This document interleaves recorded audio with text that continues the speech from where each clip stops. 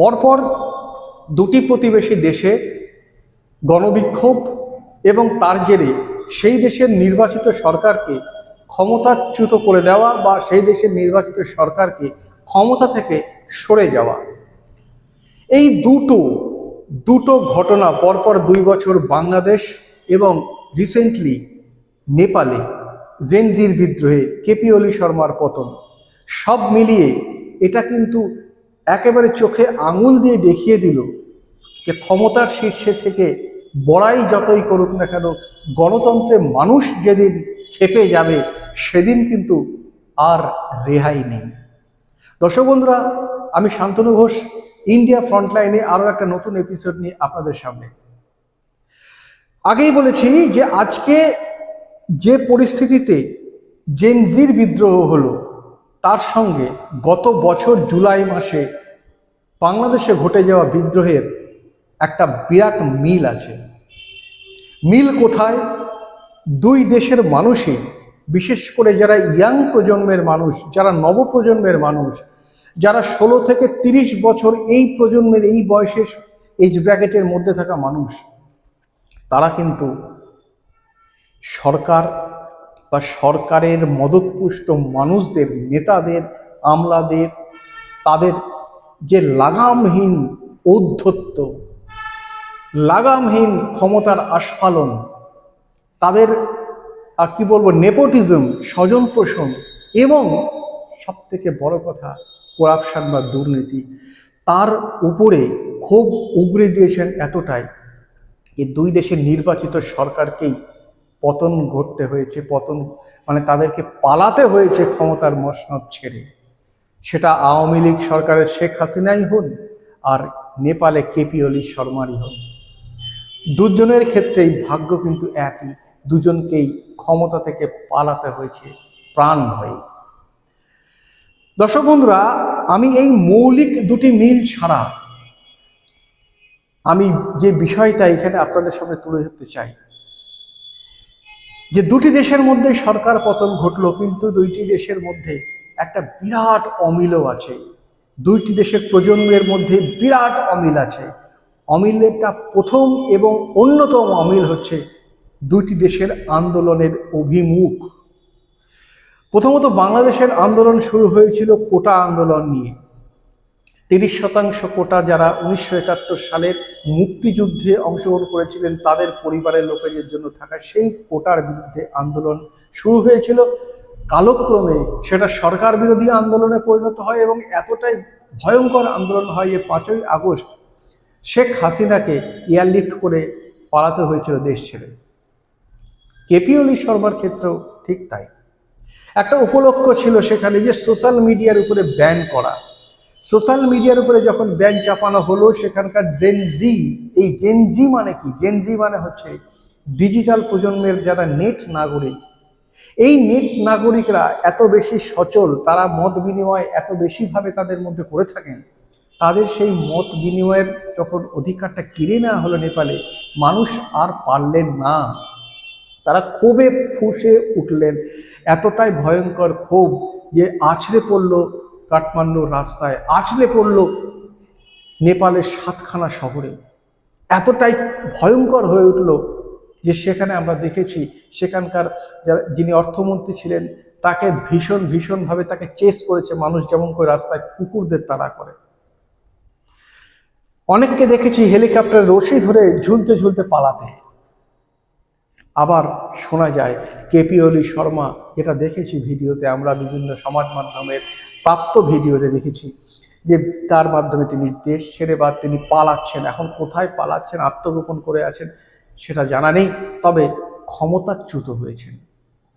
এবার প্রশ্ন হলো, এর মাঝে একটা বিরাট মৌলিক ডিফারেন্স আছে এই দুটির মধ্যে। দর্শক বন্ধুরা, বাংলাদেশের আন্দোলন কিন্তু শুধুমাত্র শেখ হাসিনার পতনের সঙ্গে সঙ্গে থেমে যায়নি। বাংলাদেশের আন্দোলনের সঙ্গে সঙ্গে একটা অদ্ভুত অরাজক অবস্থা চালু হয়েছে গোটা দেশ জুড়ে। যে সরকারের আমলে পার ক্যাপিটা ইনকাম বাংলাদেশে একটা বড় জায়গায় ছিল, সেই পার ক্যাপিটা ইনকাম আস্তে আস্তে কমতে শুরু করেছে। প্রতিবেশী দেশ ভারতের সঙ্গে পরোক্ষে বা একটা বড় অংশ বলতে গেলে প্রত্যক্ষে ভারতবর্ষকে প্রায়শই হুমকি। তাদের মাঝে মাঝেই তাদের একটা কোথার থেকে যেন জিগির উঠে যায়। তারা অ্যান্টি ইন্ডিয়া স্টান্স নিয়ে কখনো বলে কলকাতা দখল করব, কখনো বলে সেভেন সিস্টার্স দখল করব। এবং এই সব কিছুর পেছনে আছেন এক নোবেল বিজয়ী প্রফেসর মোহাম্মদ ইউনুস। নোবেল বিজয়ী মানুষ, তাকে বাংলাদেশের মানুষ তাকে নিয়ে এসে তাকে মুখ্য উপদেষ্টা করে রেখেছে। কিন্তু গল্পটা হলো এখানেই যে দুটি দেশের মধ্যে পার্থক্যটা দেখুন। সুশীলা তির্কি, যিনি জেনজি আন্দোলনের পর যার হাতে ক্ষমতার রাশ তুলে দিয়েছেন সেখানকার জেনজির মানুষরা, সেখানকার সাধারণ মানুষরা, তিনি কিন্তু মোহাম্মদ ইউনুস সাহেবের মতো ক্ষমতা আঁকড়ে বসে নেই। তিনি বলে দিয়েছেন প্রথম দিনই যে আগামী 5ই মার্চ ক্ষমতা হস্তান্তর হবে ভোটের মাধ্যমে এবং গণতন্ত্রে ভোটই শেষ কথা বলে। সংখ্যাগরিষ্ঠের মতামতই সেখানে প্রাধান্য পায়। সেই মতামতটাকে গুরুত্ব দিয়ে সুশীলা কার্কি ম্যাডাম বলে দিয়েছেন যে ওই দিন ক্ষমতা হস্তান্তর হবে। তিনি কেয়ারটেকার, অর্থাৎ তিনি দেশকে এই সময় অরাজক অবস্থা থেকে তিনি দেখবেন। এখানে খুব ভালো একটা রোল প্লে করেছে বাংলাদেশ আর্মি, নেপাল আর্মি। বাংলাদেশ আর্মির মতো কিন্তু তারা নিষ্ক্রিয় থেকে এই অরাজকতাটাকে প্রাধান্য দেওয়ার চেষ্টা করেননি, বরং বাংলাদেশ আর্মি যখন কেপি ওলি শর্মার পতন হলো সেই রাত থেকেই ক্ষমতা শক্ত হাতে ধরে এবং শুধু তাই নয়, বিভিন্ন জায়গায় যেন ল অ্যান্ড অর্ডার মেনটেন হয় সেই জন্য আগাগোড়া চেষ্টা চালিয়ে গেছে। এখন সোশ্যাল মিডিয়া একটা ব্যাপক একটা ট্রোল চলছে যে ভাগ্যিস নেপালে একজন নোবেল জয়ী অর্থনীতিবিদ নেই, ভাগ্যিস এমন একজন মানুষ নেই যিনি গদিতে বসেই সে গদিকে পাকাপোক্ত করার জন্য, বন্দোবস্ত করার জন্য যা যা করার দরকার তিনি তাই করবেন তার পূর্বসূরীদের মতো। এখানে সুশীলা তির্কি যিনি আছেন, সুশীলা কার্কি যিনি আছেন, তিনি সেখানকার সুপ্রিম কোর্টের অবসরপ্রাপ্ত বিচারপতি, অত্যন্ত ভদ্র মহিলা। সুপ্রিম কোর্টের প্রাক্তন বিচারপতি মানে তার বিচার বোধ প্রবল। তিনি বুঝেছেন যে এখানে ক্ষমতা আঁকড়ে থাকার জন্য তিনি যাননি, তিনি গিয়েছেন দেশটাকে সামাল দেওয়ার জন্য, দেশের বর্তমান ভয়ঙ্কর পরিস্থিতিকে সামাল দেওয়ার জন্য। তাই যেদিন তার হাতে ক্ষমতা তুলে দেয় সেনাবাহিনী, তার পরের দিনই তিনি বলেছেন, সেই মুহূর্তে তিনি ঘোষণা করেছেন যে ছাত্র বা জেনজির কাছে তিনি পরিষ্কার বার্তা দিয়েছেন যে তোমরা তোমাদের জায়গায় ফিরে যাও, তোমরা পড়াশোনা করো, তোমরা জাতি গঠনের কাজে এগিয়ে এসো, তোমরা আর ভ্যান্ডালিজমে আর কোনো রকম র্যানসাক করা, গন্ডগোল করা ইত্যাদিতে তোমরা কিন্তু অংশগ্রহণ করো না। তিনি কিন্তু প্যাসিভ থাকেননি, নিষ্ক্রিয় থেকে কিন্তু এই ছাত্রদল যাদের আবেগ অত্যন্ত উচ্চ গ্রামে থাকে সেই আবেগটাকে নিয়ে তিনি ছিনিমিনি খেলতে চাননি। তিনি চাননি যে তার দেশের এই জেনারেশনটা নষ্ট হয়ে যাক শুধুমাত্র আন্দোলন করেই। এবার এই জেনজি যে প্রজন্ম, তারা কিন্তু সেদিন যেদিন আন্দোলনটা হচ্ছিল, তারা কিন্তু শুধু কেপি ওলি শর্মার উপরে তারা ক্ষোভ উগড়ে দেননি, তারা বিরোধীদের দলের উপরেও তাদের ক্ষোভ সেটা উগড়ে দিয়েছেন। গণতন্ত্রে অনেক সময় সেটিং তত্ত্ব চলে, তার বিরুদ্ধেও তারা কিন্তু বার্তা দিয়েছে যে আমাদের কাছে, অর্থাৎ জেনজি প্রজন্মের কাছে, নেপালে জেনজি প্রজন্মের কাছে সেখানকার সবগুলো পলিটিক্যাল দলই যেন সিস্টেমেটিক্যালি করাপ্টেড হয়ে গেছে। তারা কাউকেই চাইছেন না, না সরকার পক্ষকে, না সরকার বিরুদ্ধে থাকা বিরোধী দলের লোকদের। এখানেই মজার কথা, এখানেই ডিফারেন্স বাংলাদেশের সঙ্গে। সেখানে কিন্তু আওয়ামী লীগ সরকার যে 15 বছরের বেশি শাসন করেছিল তাকে আপাতত সরিয়ে দেওয়া হয়েছে, তাকে ব্যান করার জন্য উঠে পুড়ে লেগেছে। আমার সেই দেশের অভ্যন্তরীণ বিষয় নিয়ে আমি কোনোদিন কথা বলি না, যতক্ষণ না কেউ সে দেশের মানুষ আমার দেশকে কোনোভাবে নোংরা কথাবার্তা বলবে বা আমার দেশকে খারাপ চোখ নিয়ে তাকাবে, ততক্ষণ আমার সে দেশের পক্ষে বলা আমার কোনো দরকার নেই। বাংলাদেশের নাগরিক যা করেছে সেটা তাদের দেশের অভ্যন্তরীণ বিষয়, কিন্তু আমাদের দেশকে কখনোই টানা যাবে না। সেভেন সিস্টার্সকে আলাদা করবো এরকম কথা বলা যাবে না, দুঃস্বপ্নও ভাবা যায়, তাহলে আমরা রিয়াক্ট করব। নেপালের জেনজি কিন্তু তারা কখনোই বলেনি ভারতের সঙ্গে সম্পর্ক খারাপ করো, বরং তারা বলেছে ভারতের সঙ্গে সম্পর্ক ভালো করলে, প্রতিবেশীর সঙ্গে ভালো করলে, বিশেষ করে ভারতের মতো প্রতিবেশী, তার সঙ্গে যদি সম্পর্ক ভালো করা যায় সব দিক দিয়েই মঙ্গল।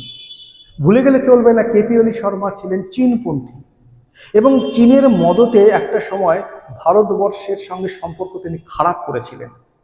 এতটাই খারাপ করেছিলেন যে কাছাকাছি কলকাতা বন্দর বাদ দিয়ে বা পারাদ্বীপ বন্দর বাদ দিয়ে তিনি তার নেপালে উৎপাদিত পণ্য চীন দিয়ে অন্যান্য পোর্ট দিয়ে পার করার চেষ্টা করতেন, যাতে করে সেখানকার মানুষ কিন্তু ক্ষেপে গেল। ভারতবর্ষের সঙ্গে কালচারালি, সাংস্কৃতিকভাবে, ভাষাগত দিক দিয়ে এবং অন্যান্য বিভিন্ন দিক দিয়ে একটা নিবিড় সম্পর্ক আছে নেপালের। নেপালের মানুষজন ভারতীয় লোকেদের সঙ্গে খুব কমফোর্টেবল। তাই জেনজি যখন আন্দোলন হলো, সেই আন্দোলনে কিন্তু একবারও ভারত বিরোধিতার কোনো সুর সেখানে শোনা যায়নি। বরং একটা জায়গায় তো দেখলাম যে সেখানকার কেউ একজন বক্তব্য রাখছেন, বাইট দিচ্ছেন যে আমরা ভারতের অন্তর্ভুক্ত হতে চাই, ভারতের অন্তর্ভুক্ত হতে চাই। সেটা আলাদা প্রশ্ন, কিন্তু জেনজির যে ছেলেরা যারা আন্দোলন করলো, সেখানে কিন্তু তারা ভ্যান্ডালিজম করার পরে তারা করজোরে তারা ক্ষমাও চেয়ে নিয়েছে সুশীলা কার্কির কাছে যে আমরা যেটা করেছি হয়তো আবেগের বশে করেছি, আমরা পলিটিক্যাল সিস্টেমটাকে চেঞ্জ করতে চেয়েছি। তাদের যখন মটো ক্লিয়ার হয়েছে তারা কিন্তু আবার ফিরে গেছে। এখন কিন্তু নেপালে অশান্তি নেই, নেপালে আর্মি কিন্তু শক্ত হাতে ধরেছে। সুশীলা কার্কি কিন্তু ক্ষমতা তাকে হাতে দেওয়ার পরে তিনি বলেছেন ভারতবর্ষের কাছ থেকে আমরা ভীষণভাবে অতীতে হেল্প পেয়ে এসেছি, সাহায্য পেয়ে এসেছি এবং ভবিষ্যতেও যাতে এটা থাকে তার জন্য আমাদের ধারাবাহিকভাবে দুই দেশের মধ্যে সম্পর্ক জোর ভালো রাখতে হবে। অথচ প্রফেসর মোহাম্মদ ইউনুস কী করলেন, এসেই তার সাগরেদদের দিয়ে তিনি এমন উস্কানিটি দিচ্ছেন, প্রতি মুহূর্তে যেন নিয়ম করে তারা গুলি দাগছেন ভারতবর্ষের সঙ্গে। কোনো সময় বিএসএফ বিডিআরের মধ্যে সংঘর্ষ বা বিক্ষিপ্ত কিছু গণ্ডগোল, অশান্তি, কিছু মানুষ সেখানে এসে অশান্তি করার চেষ্টা, মুহুর্মুহু বাইট দেওয়া, কলকাতা দখল করবো, সেভেন সিস্টার দখল করব, এই সমস্ত আজে বাজে কথা বলে আলটিমেটলি সেই দেশের সঙ্গে ভারতের একটা সম্পর্ক তিনি নষ্ট করে দিলেন। তিনি কিন্তু ক্ষমতা আঁকড়ে এখনো রয়েছেন, তিনি এখনো বলেননি কবে ভোট হবে। সুশীলা কার্কি কিন্তু বলে দিয়েছেন। তাই ভাগ্যিস নেপালের কাছে একজন এই মানের অর্থনীতিবিদ নেই, যিনি অর্থনীতির কবচানির বাইরে এসে রাজনৈতিক কানাগলিতে তিনি নিজেকে আবিষ্ট করে নেবেন এবং ক্ষমতার আবেশে থাকতে থাকতে ভুলেই গেছেন কখন তিনি নির্বাচিত সরকারের প্রধান হবেন। তিনি ভেবেছেন এই তো বেশ ভালো আছি, জানি না বাংলাদেশের মানুষ কি এটাকে মেনে নেবেন। যদি মেনে নেন ভালো, তাদের দেশের ব্যাপার, কিন্তু নেপালের জেনজি প্রজন্ম, নেপালের নেতৃত্ব বর্তমান যারা আছেন তাদের কাছ থেকে কিন্তু অবশ্যই বাংলাদেশের বর্তমান শাসক দলের অনেক কিছু শেখার আছে। ওই অ্যাডভাইজারদের অনেক কিছু অ্যাডভাইস নেওয়ার দরকার আছে, কিভাবে গণতন্ত্রকে ফেরাতে হয়, কিভাবে মুভমেন্ট করতে হয় এবং কিভাবে নিজের দেশের ইউথকে, নিজের দেশের যারা ইউথ তাদেরকে স্টেবিলাইজ করতে হয়, তাদেরকে একটা সুন্দর ব্যবস্থাপনার মাধ্যমে তাদের ভবিষ্যৎ সুরক্ষিত করতে হয়। অর্থনৈতিক ভবিষ্যৎ সুরক্ষিত না হলে প্রকৃতপক্ষে কোনো ভবিষ্যৎ সুরক্ষিত না। এটা যত তাড়াতাড়ি সে দেশের জেনজিকে বোঝানো যাবে ততই মঙ্গল।